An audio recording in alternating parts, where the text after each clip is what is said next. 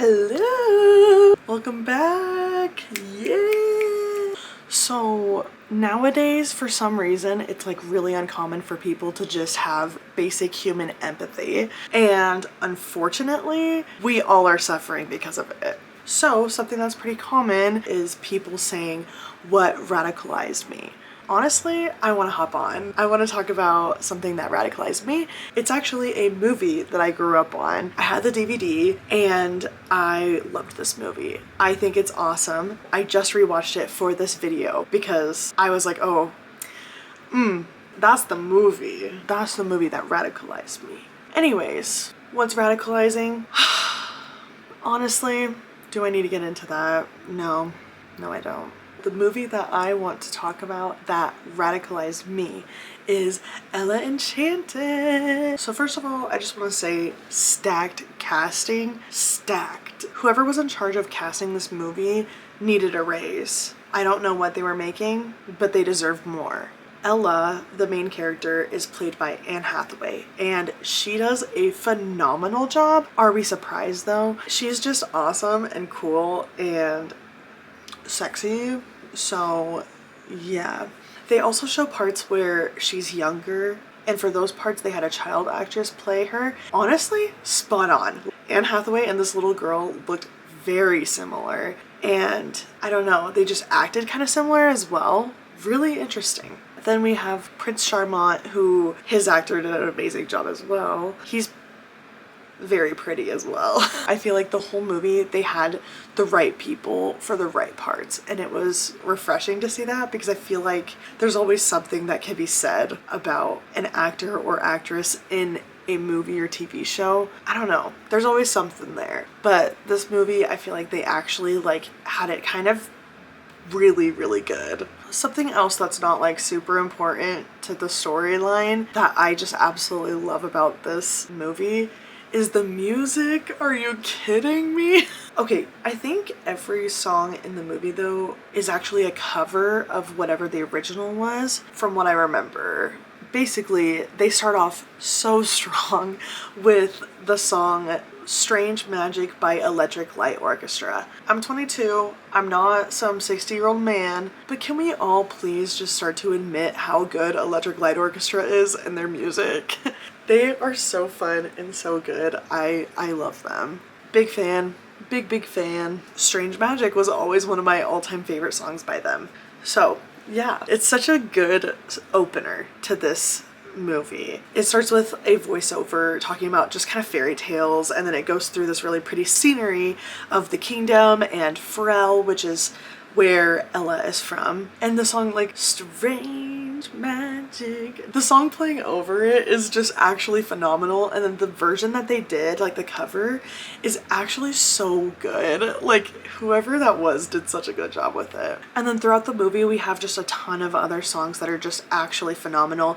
The ending song is Don't Go Breaking My Heart, and the cast is all kind of just singing along with it. It's such a fun one. They kind of treat it like it's a musical. All of the cast members are coming out and having their moment to dance, and then it feels just like a musical, which is kind of refreshing for me because I may or may not be a musical nerd sometimes. Don't come at me, please. Don't say anything until you've seen or listened to Heather's the Musical, because oh, that soundtrack. Anyways, they also have songs like Respect by Aretha Franklin, Walking on Sunshine, and Somebody to Love. Come on, that's such a good soundtrack. That's just a couple of the songs too. There's a lot of other ones that are really good in there. And somehow they managed to make all of these really just iconic songs come together so perfectly for the storyline, and it's so phenomenal. It's so good to see. Anyways, casting and music out of the way, I'm gonna just go right ahead and talk about the movie. The whole point of this video is to talk about what radicalized me. So I do have a couple of disclaimers. First, this may or may not get a little bit political, which hopefully we're all adults here, so you should be okay with that. Second of all, if you haven't seen this movie and you're wanting to, I may or may not be spoiling a lot of the movie, so here's just one big spoiler alert. And then finally, there's a couple things that could be triggering for people that I'm going to be talking about. I'm just gonna have that listed right here. So if you have any trigger warnings that you look out for in videos, please look at the screen right now. And without further ado, I am just gonna get right into it and talk about this movie. Alright, so in the beginning of the movie, we're in Frel, which is a part of the kingdom where Ella is from, who is our main character. We see her mother, her as a baby, and her house fairy, Mandy. And they're just doing normal guardian stuff, you know, making sure the baby is like surviving. And then Lucinda, who is Ella's fairy godmother, comes and grants her a gift, which seems to be apparently pretty normal because Ella's mom and Mandy, they seemed like they were expecting her, but they were also not excited. So Lucinda has a reputation of just giving bad gifts to people, or to children, I guess. Anyways, long story short, Lucinda is trying to think of a gift for Ella. But Ella is crying because she's a baby. She's around this person who she's never seen before. And Lucinda gets a little bit annoyed and grants her the gift of obedience, which at first sounds great for a parent, I'm sure, because it's like, oh, yes, please. But when you think about it, it's actually really, really horrible. And even Mandy says it right off the bat. She's like, no one should have to do what they're told their whole life. That's ridiculous. And Lucinda's like, oh, okay, well, if you don't like my gift, I'll turn her into a squirrel instead. So they kind of had to like keep it. Another thing that's kind of important about this is only the fairy that gives you a gift can take it back. So yes, Mandy is a house fairy, but she specializes only in that, like keeping up with the house and cleaning and stuff like that. Also, she didn't give her the gift, so she can't really help with it. Anyways, we see her childhood just very briefly. We see a little bit of how this gift of obedience affects her and how it really takes over every part of her life. Eventually, we see a little clip of her at school. It looks like maybe elementary or middle school age. They're still pretty young. And we see a girl named Arita who is not from this area of the kingdom or this area in general. She's not from Frel. And we see that she's getting bullied by a bunch of girls at school who are basically saying, go back to where you came from. Which, first of all, that's not okay. So that feels racially motivated, because it is. So yeah, already we're seeing a little bit of racism in this storyline, which is very relevant today for some reason. Anyways, Ella goes up and tries to defend her. The girl at school goes, bite me, bite me. And Ella is obedient. So she did. She just takes those chompers and gets a good grip. Gets a real good grip, which is kind of slay. We flash forward and we see Ella sitting with her mother on her mother's deathbed, unfortunately, and her mother is basically talking to her and told her never to tell anyone about this gift so that no one can take advantage of it or use it against her, which is really sad that has to be like her final parting words with her mother. Her mom gives her her necklace as a way to remember her goodbye. But yeah, basically when she tells her never to tell anyone, that's a command. So Ella now is unable to ever tell anyone about this gift, which is important for future reference, because if you're wondering throughout this, why is she not just saying something about this? She can't. All right, so then we see flash forward to when she's a little bit older. She looks more like in her young adult life, maybe like 18-ish years old. She's either a very old high schooler or a very young university student, I think.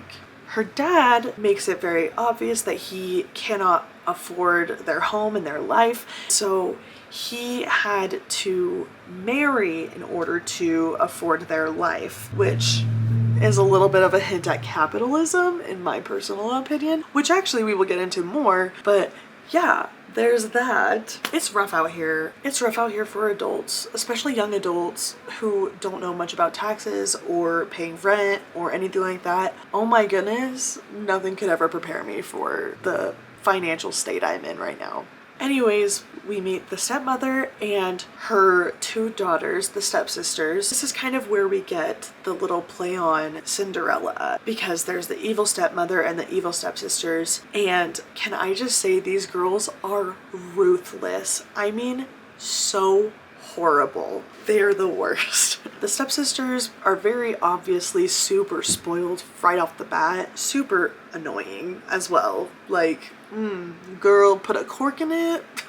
I don't want to hear you anymore. Ella is trying to like make a good first impression on them, shows them to their rooms.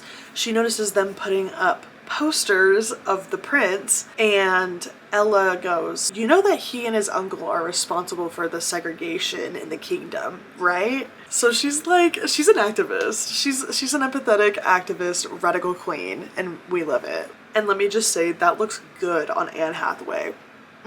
Yes, it does. Anyways, her stepsister responds, so? He's dreamy. He's dreamy. What?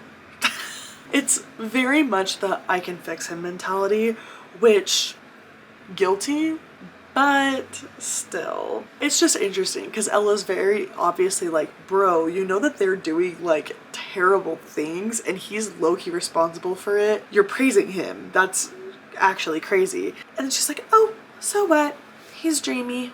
He's just so beautiful. Which, like, girl, you're not wrong. He's gorgeous.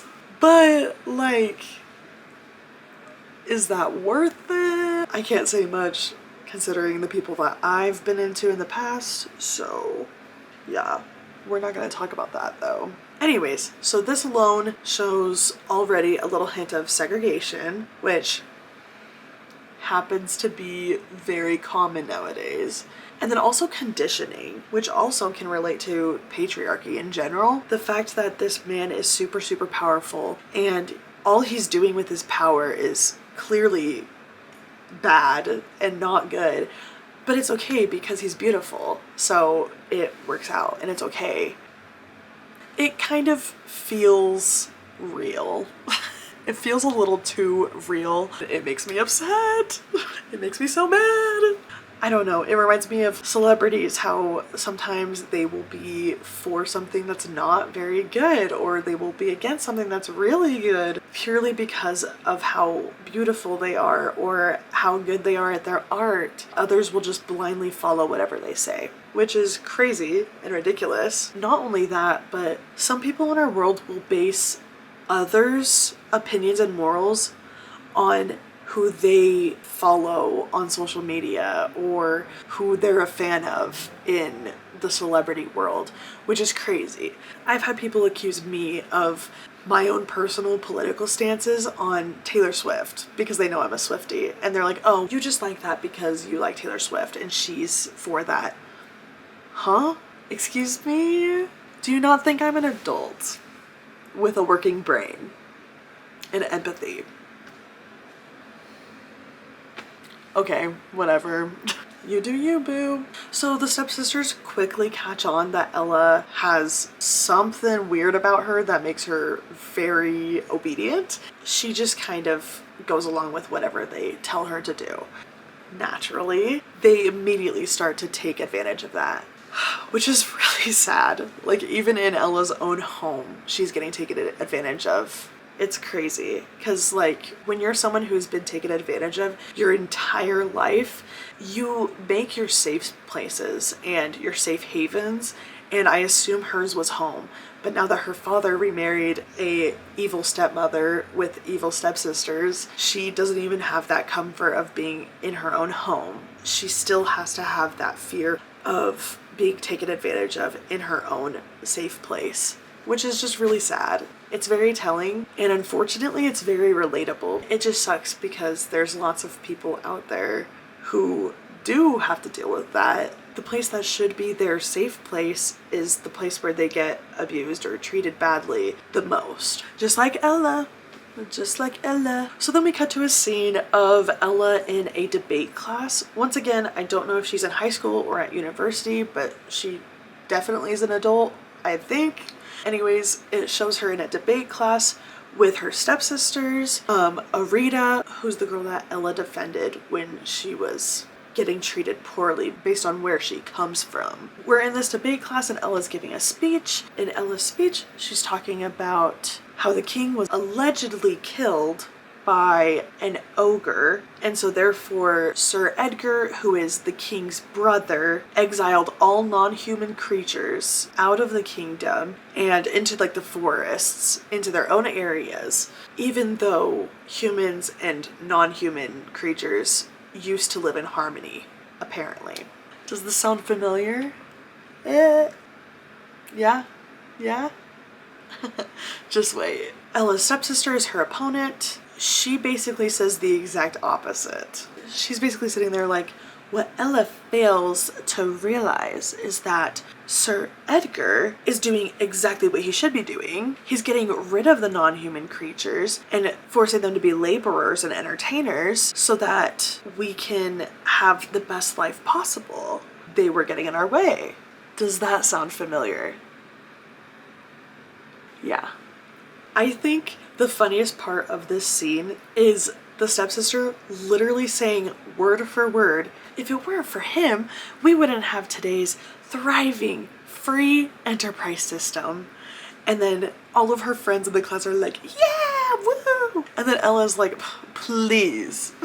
It's only free because we enslaved these poor creatures and now they're out laboring for us for nothing. So yeah, she's a girl's girl. She got everyone's back. She got Rita's back. She got all of the non-human creatures' backs. Yeah. Anne Hathaway, the queen you are. So yeah, I feel like I shouldn't have to explain that part very much, but I'm going to. This is happening right now, like as we speak. And it's ridiculous to me that so many people don't even realize it and can't see that this is literally happening. And unfortunately, history is repeating itself right now and no one wants to talk about it. And the people who do want to talk about it are getting shushed. I've been shushed many times, just simply sharing news that I'm seeing. I'm not like hurting anyone. I'm not doing anything harmful. Literally just sharing the news and people are getting mad at me. And honestly, it's kind of liberating. It's kind of really nice. It's kind of awesome when you're someone who has kind of been silenced by others your whole life. It's so freeing to be an adult and find out who you are and what you stand for, especially with how different it is from everyone else around you. It's freeing. It feels so good to have that voice, I guess. I don't know what I'm saying, but yeah, I don't know. I felt like I related a lot to Ella in this moment because she's like, bro, I'm literally stating facts. All you're saying is the same thing that I'm saying, but you're making it sound like it's a good thing, which is way too common. Way too common. Anyways, we cut to a scene where we are introduced to Prince Char and Sir Edgar. Sir Edgar is kind of talking about what's going on in the kingdom and he's making it seem like it's a really good thing, even though us viewers know it's definitely not. And it's kind of refreshing because we see that the prince is not really totally on board and he doesn't really understand what's going on. But he's manipulated by Sir Edgar, who is his uncle and also the person who raised him. So he's kind of being silenced by him. At one point, Sir Edgar's talking about how he wants to start to exile the giants. And the prince is like, the giants have always been peaceful and kind to us. Like, why are we concerned about them? And Sir Edgar is like, well, so were the ogres before they tore your father apart. So yeah, poor Char is getting taken advantage of hardcore, which is the most common theme, obviously, throughout this movie. Ella gets taken advantage of over and over and over again. Char clearly gets taken advantage of over and over and over again. So Char and Sir Edgar are on their way to a rally of sorts for them. And at this rally, the stepsisters and the rest of their fan club, yes, you heard me correctly, the stepsisters are the presidents of the fan club for Prince Char, which is scary, stalking, harassing, and just straight up creepy. Anyways, the sisters are there cheering and chanting and going crazy because, oh my gosh, this cute boy is here, which I get. That's just part of girlhood. So like, I get it. But then we see Ella and Arita are in the audience, and they have signs that they made, and they're literally protesting against all of these things that are happening within the kingdom due to Sir Edgar and his manipulation over the prince. So yeah, I love to see a protesting queen. Beautiful, amazing, love it. It looks really good on Anne Hathaway as well. She was the perfect person to play this role. I said it once, and I'll say it over and over again. Anyways, a lot of stuff happens. Ella gets taken advantage of again by her sisters. They basically get her to steal something and then to run away, which is ridiculous. Why are you making this a robbery issue? Anyways, Char is running away from the fan club. Ella's running away from the police. The guards? Yeah, whoever's chasing her. They're both running away. Somehow they manage to run the same direction, bump into each other. They hide behind a little boulder. Prince Char basically saves her for some reason from the crowd that's chasing him. I don't know. I think he just wanted to call it chivalry and then leave it at that. Because, you know, if it's chivalrous, then that means that he was a savior, right? He does have a little bit of a god complex at first, but I promise it gets better, so hold tight. They get caught talking. Ella calls him out for stealing land and destroying the livelihood of the kingdom, and he's kind of sitting there like, bro, what do you mean? Clearly you don't understand me or my uncle or anything we stand for. It seems like he genuinely does not understand what is going on, which is one thing, but there are people out there who see what's going on, are being told exactly what's going on, and are still not doing anything about it. So that's why I give Char a couple points, a couple brownie points, because first of all, he's beautiful, and second of all, I genuinely think that he was equally confused and manipulated when it comes to this whole situation. Anyways, this is like our first little meet cute with Ella and Prince Char. And boy oh boy, it's an enemies to lovers. And it's a good one too. She calls him out on all of his bullshit and he takes it. And then he's enchanted by her. Unfortunately, this movie is a victim of the not like other girls trope. He literally says, "You're not like other girls." And normally this would piss me off and turn me off when it comes to a movie. But the fact that it's the not like other girls trope, but make it a radical feminist, I'm totally on board. I'm totally okay with that. Because honestly, that's kind of what I've turned into. I get it. Come on, like the radical feminist, and that's like what makes her not like other girls. I love it. A poet's applause for her. Anyways, back to the story. Ella gets home, the stepsisters are there. They're freaking out because Ella's a felon, which like, you know who else is a felon? So like, basically the stepmom is like demanding to know what happened, and that normally would be really good for Ella, but right when the stepmom says that, the stepsister whispers into her ear, "Tell her that Arita put you up to this." So unfortunately Ella has to do as she's told and says, "Oh, Arita put me up to this." Stepmother says, "Okay, well, I don't want you to hang out with her again. We can't have a felon in this household. You're not allowed to see her anymore." Ella's clearly distraught because that's her best friend and honestly only friend. It seems to me like Arita is one of the only people who's ever not taken advantage of her gift, which is ridiculous. And honestly, that's poetic and relatable in itself, because the fact that taking advantage of a vulnerable person is so common in this movie is so insane, because like it went from 1 in 10 girls to 1 in 5 girls. So basically what I'm trying to say is our world is just getting better and better. We're improving all of the issues that we've had. The girls notice that Arita is walking up to the house to check on Ella and make sure everything's okay. The stepsister whispers in her ear and basically tells her, "Go tell her you never want to see her again because you can never be seen with someone of her kind." Once again, racist, straight up crazy, actually insane. So unfortunately, Ella has to do as she's told once again, goes up to her and basically says, I never want to speak to you again. I never want to be around you again. I can't be seen with someone of your kind. And obviously, Arita hears this and leaves and drops her, which good.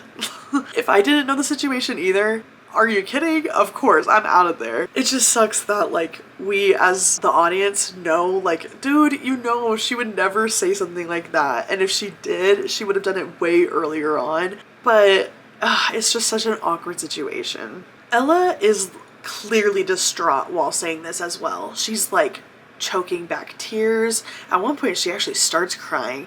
She looks extremely in pain, which is just so sad. The fact that she has to do as she's told, but she's so in pain while she does it. Very relatable once again. It's just so sad because when you are someone who's been manipulated and taken advantage of, you know when you're doing something wrong to benefit the abuser, I guess. It's just really, really sad, and honestly, I can't blame her because I've been there. I've hurt people who are close to me because of someone who was abusive in my life. It sucks looking back on it, but thankfully I've gained my voice, and eventually, hopefully, Ella will. So after this whole situation with Arita goes down, Ella's basically like, okay, Mandy, girl, I need to find Lucinda. I need to switch this curse up because this is not working out for me. Mandy gives her a book, which ends up being her boyfriend, and this book, aka her boyfriend, can basically tell her almost anything. It can tell you where someone is or what's going on in certain areas.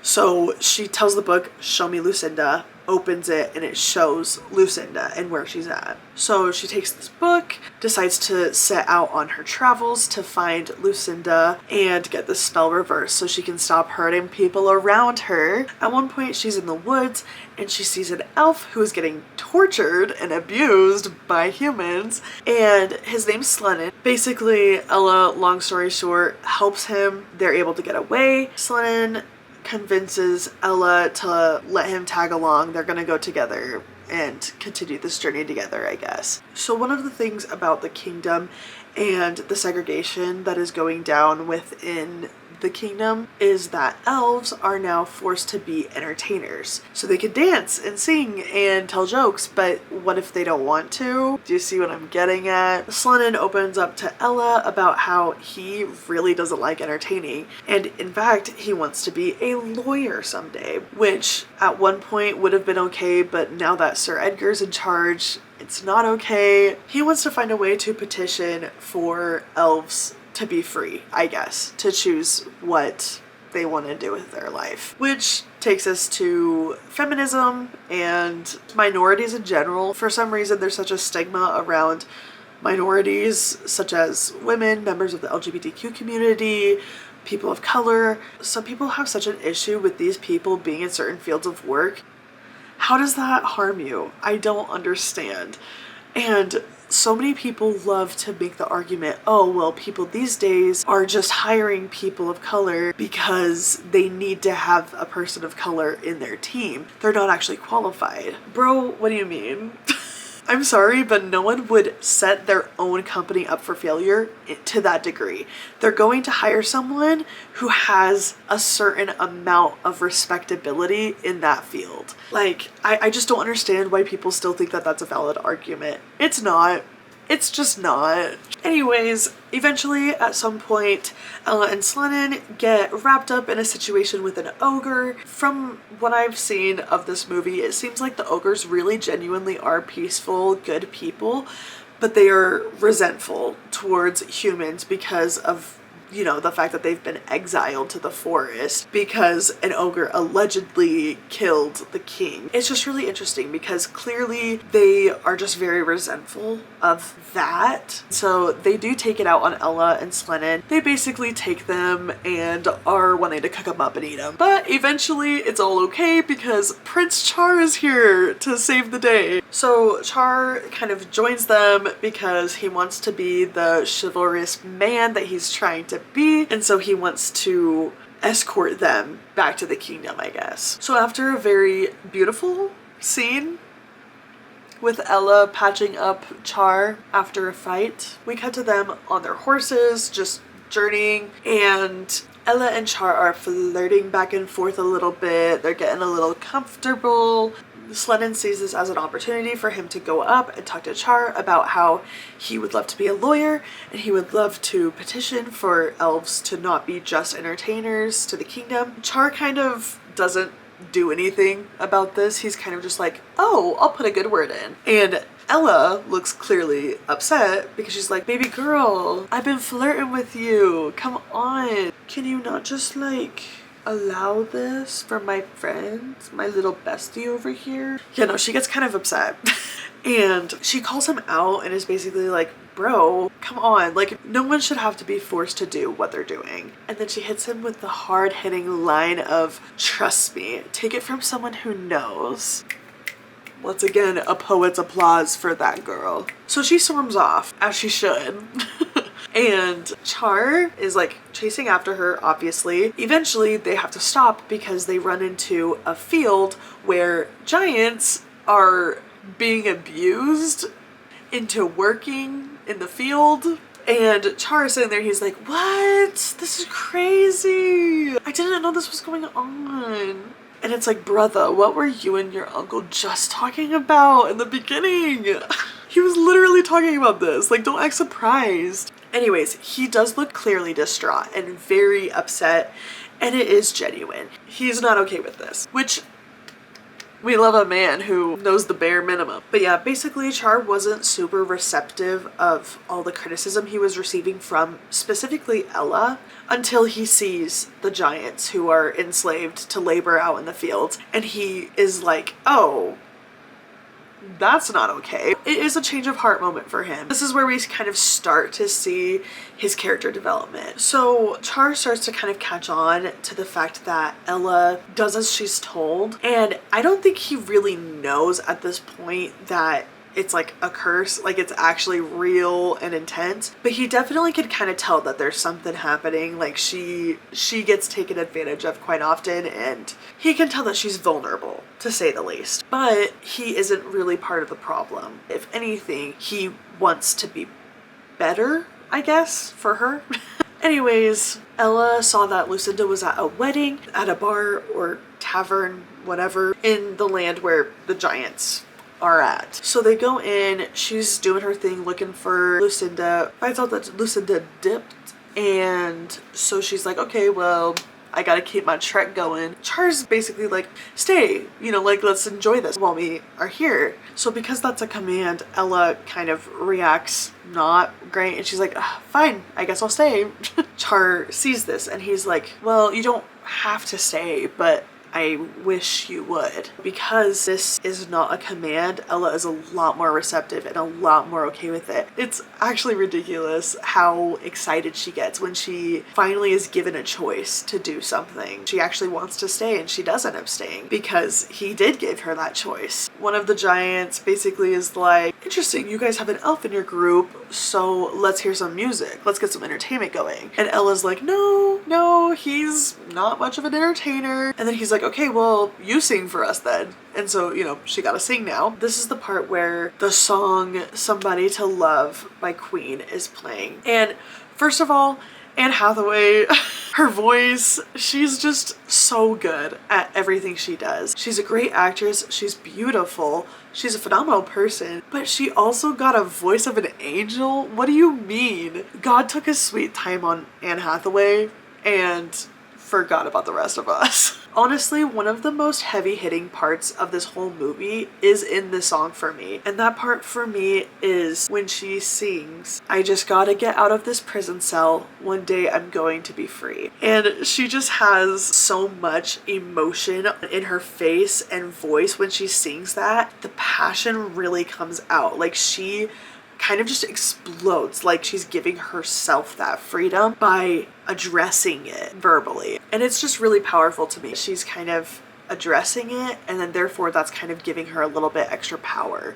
After the musical number, we see Char and Ella, and they're just kind of sitting, flirting, talking, whatever. The mood is right. They're by a fireplace. It's crackling a little bit. And then Char says, kiss me. And we see Ella, and she starts to lean in a little bit. He goes, that wasn't an order, you know, which a man who respects, why is that attractive to me? That this guy literally just said that wasn't a command, you know?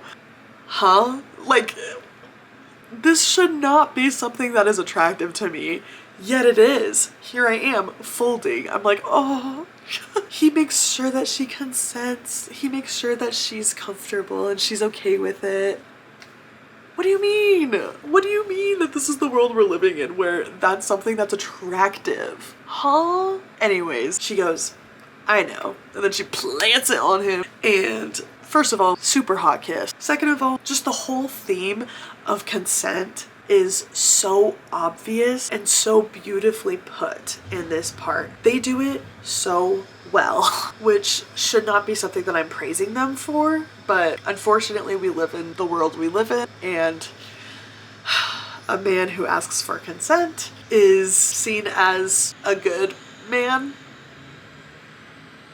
even though that should never be the bare minimum. What do you mean? That should be common knowledge. Anyways, eventually they get to the castle gates and Slennon is denied at the front because he is an elf and he's supposed to be in the entertaining crew, so they don't let him in. Ella and Char walk in. They're met with the fan club getting a tour of the castle, and they're being creepy as fuck about it too. Kissing the floors, asking where he showers. So creepy. That's just weird. What are you doing? They're getting this tour, but honestly it's just for them to further their stalking and harassing. This is a look into what Chapel Roan was talking about recently, about how celebrities need better protection. Basically just being an advocate for celebrities who get stalked and harassed by people. This part really reminded me of that. Eventually Ella gets into the library so that she can find more contact information about Lucinda, and Sir Edgar shows up. He found out from the stepsisters that she obeys and does everything she's told. He starts taking advantage of that. Really, really uncomfortable. It's a very weird scene. He's asking her to like shake her booty, which sexualizing, objectifying. Yeah,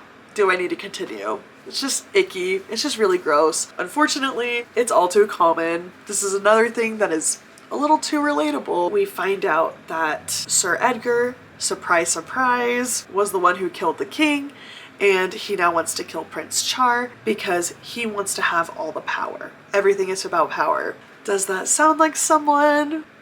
Anyways, he tells her that he wants her to stab him at midnight when he takes her to this room of mirrors to propose to her. So she has to obey what she's told. She starts freaking out. She's like, wait, I love this man. Like, I don't want to stab him and kill him. I can't be responsible for hurting another person. So she runs away as far as she can, gets herself chained up to a tree. She's just like, I'm gonna stay put here until the party is over, until midnight is past. Before she left, she did write a note to Prince Char. It's basically a breakup note because that's all she could think of to do, which honestly makes sense. Like, it's better than just no showing. She basically dumps him so that she can not kill him. So Slennon was the one who helped her get all chained up, and so she tells him, okay, go find Lucinda, bring her here so that we can reverse this curse, and then I could go back and explain everything to Char. Eventually, Lucinda shows up at the tree where Ella is chained up. Ella tries to ask her to reverse the gift or curse.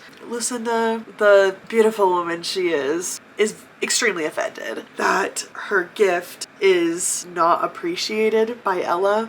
Lucinda gives her a beautiful princess dress and then commands her to go and dance with the prince. So, unfortunately, Ella is back at the castle and she's like very obviously distressed and like trying to keep herself away from the prince, but he is like insisting, hey, I need to go talk to you, come with me. Long story short, they end up in this room of mirrors and it's right about midnight. Ella's freaking out a little bit. She's like, oh shoot, I can tell what's going on. He's about to ask me to be his wife and I'm gonna stab him. I would argue this is the climax of the entire movie. It's a very big scene, very important. Ella's kind of standing and just reflecting on all of the times in her life that she was taken advantage of or manipulated. I don't know why she didn't think of this in the very beginning. It feels obvious, but she looks herself in the mirror and says, "You will no longer obey." And it's very powerful. The knife drops from her hand. Prince Char notices the knife dropping and is clearly confused, like, "Girl, what the fuck? Did you just try to kill me?" Sir Edgar just happens to know to come in right at that moment and be like, "Oh, this little girl was trying to kill the prince."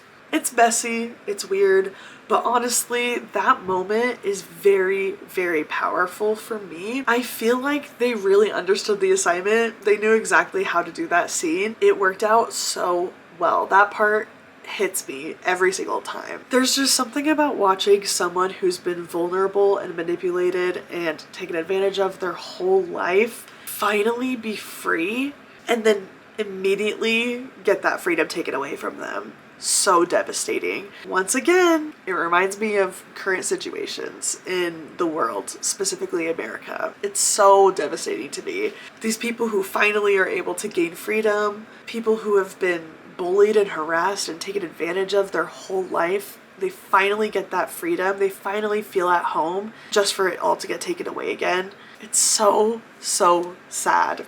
Unfortunately, it reminds me of situations with women who are taken advantage of sexually and romantically. Honestly, in every way, it's just way too common in today's world that women and men will have to deal with. It just sucks because it's like you don't have a say. Like there's nothing you can really do to change that fate for yourself. It's hopeless, honestly. It's a very terrible feeling. Honestly, that's what started my radicalization, or whatever you want to call it. That's what started me gaining my voice, is realizing, oh, I've been taken advantage of my whole life and it's not gonna stop. What can I do to help?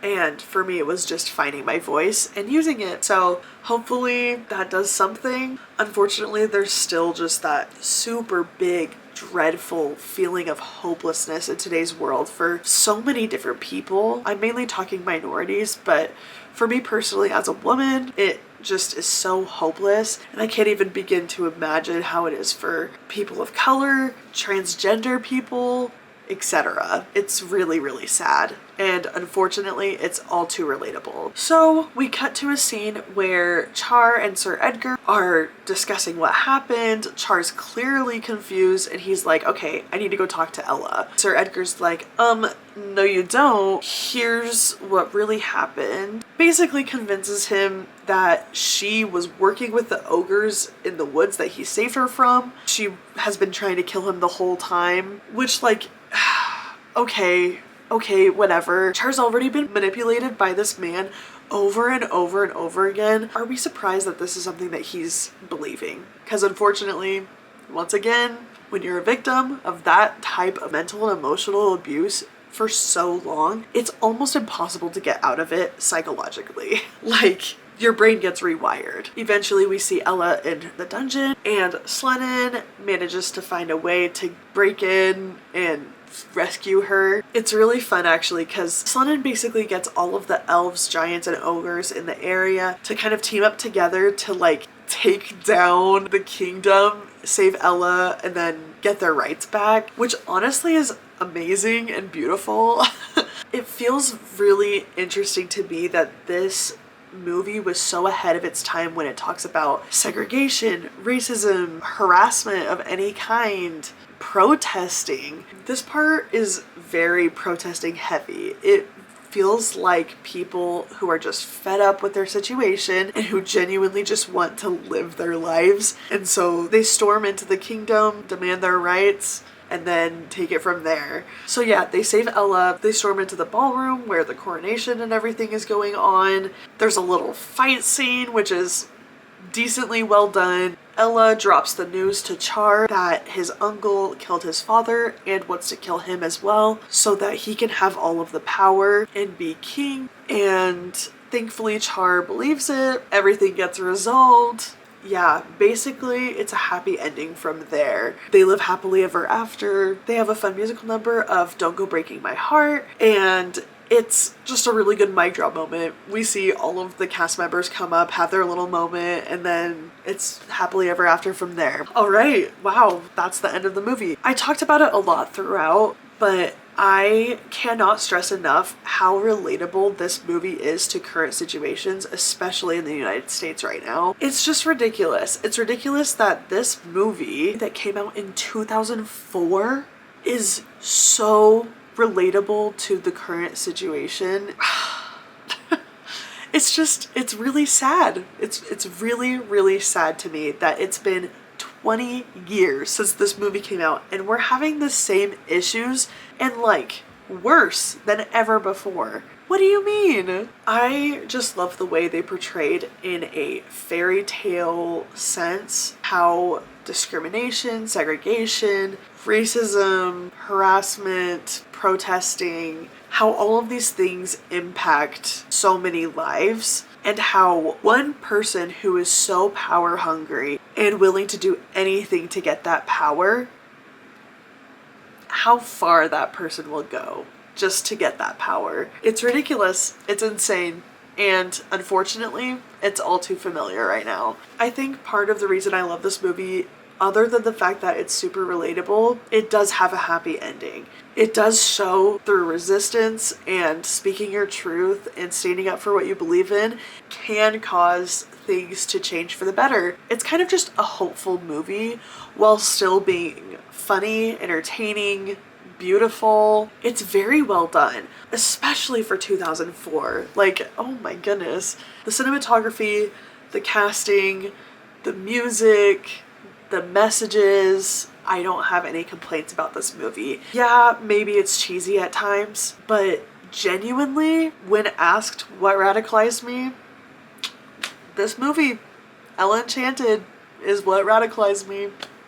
Anyways, if you haven't seen this movie, I would strongly recommend watching it. It's just such a fun time. Even if you don't agree with some of the messages and meanings that I'm taking from it, honestly, I think anyone would appreciate this movie in one way or another. So yeah, strongly recommend watching this movie. If not for the movie as a whole itself, watch it for Anne Hathaway. Girl can get it. Girl can get it any day, any night, anywhere. Yeah. Yeah. All right. Well, I'd love to hear your thoughts and opinions, especially if you are someone who also has seen this movie. Even if your opinions and thoughts are different, feel free to let me know how you feel. The best way to support me is by interacting with my channel and my videos, so if you feel so inclined, feel free to do that.